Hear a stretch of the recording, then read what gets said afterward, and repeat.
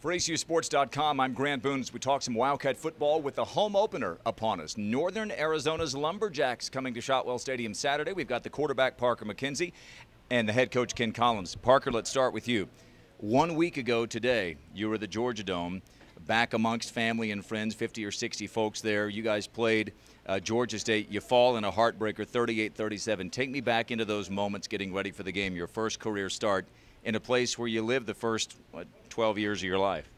Oh, it was a great feeling, just going out, seeing family, friends, and just getting able to play football. It's been a while since I've actually been able to play, and just it was a great feeling to be able to play again. Yeah, first start since, 2011 down in Smithson Valley for you, and you not only started and played well, you played well enough to win Southland Conference Offensive Player of the Week. I know you don't play for awards, but it is nice, and really it's an award you get to spread around a little bit, right? It's nice. I mean, the line did a great job. My receivers made plays. Herschel got hurt, but he was able to block and run the ball a little bit. So it's really a team award. So I'm proud of everybody that we did. You know, a lot of people were wondering, how would you perform in your first start? A lot of people also wondered with Taylor Gabriel, Darian Hogg, Daryl Cantu Harkless gone, how would the new receivers play? Not all of them brand new, but most of them starting for the first time. And I thought they excelled. Give me your report card on the receivers. Oh, they did a great job. They made plays, they blocked, they caught, they made touchdowns, and I'm just real proud of them. So now you get Northern Arizona. This is a team that went 9-2, made it to the FCS playoffs a year ago. I know you've looked at some film. What kind of a challenge do they pose? And they're going to be a big, tough football team. They like to overpower you. They're just going to have to win the one-on-one matchups and go score some touchdowns. You told me the other night on our radio coaches show that you've been accustomed to being an underdog. You almost relish that role in a way, don't you?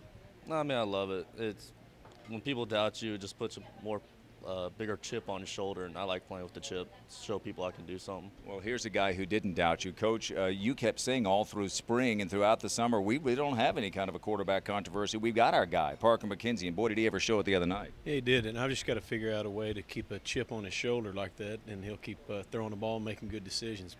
But no, what he did didn't surprise me. I mean, it was a continuation of what he did in the spring and in fall camp. And it's just different when you're in the Georgia Dome versus Wally Bullington practice field. So, but overall, Parker made good decisions. We were smart what we did with him, but what we asked him to do, he did really, really well. Had a couple of hiccups with bad decisions, as do everybody, whether you're a seasoned veteran or a rookie. But I was very proud of Parker. He put your team in a position to win. You lose 38-37.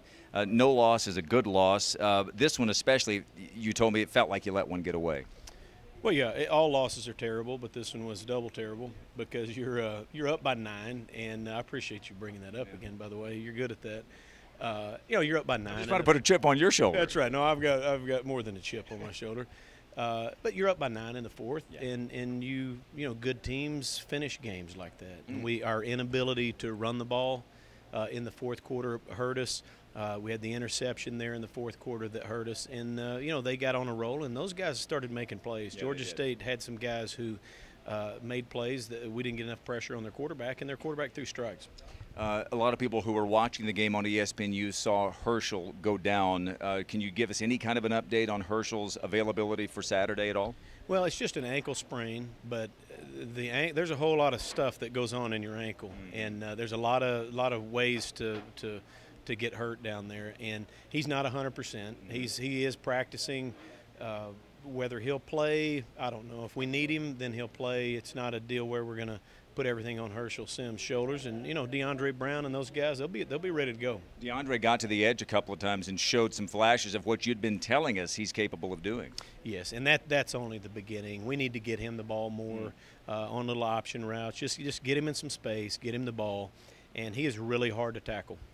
You played a playoff team last year from the previous season, Illinois State, on the road. You get a playoff team from last year, Northern Arizona, coming in. The Lumberjacks will be primed and ready. They took one on the chin from San Diego State. They'll be ready, right? Oh, yeah. We know that the quality of team that's going to roll in here from Northern Arizona, they're going to play at a high level. You don't win that league and go to the playoffs without playing solid football every single week. That's a tough league. and they know what they're doing. When you turn on the tape, it's easy to see these guys communicate well with each other. They're on the same page. Yeah. They're not going to give up big plays. And when you do that and you tackle well defensively, people aren't going to score many points on you. All right, it starts Saturday night, the home opener at Shotwell Stadium as ACU welcomes in Northern Arizona. Kickoff at 6 p.m. We'll have the pregame show at 5:30 on the ACU Sports Network. For Coach Ken Collums, for quarterback Parker McKenzie, I'm Grant Boone for ACUsports.com.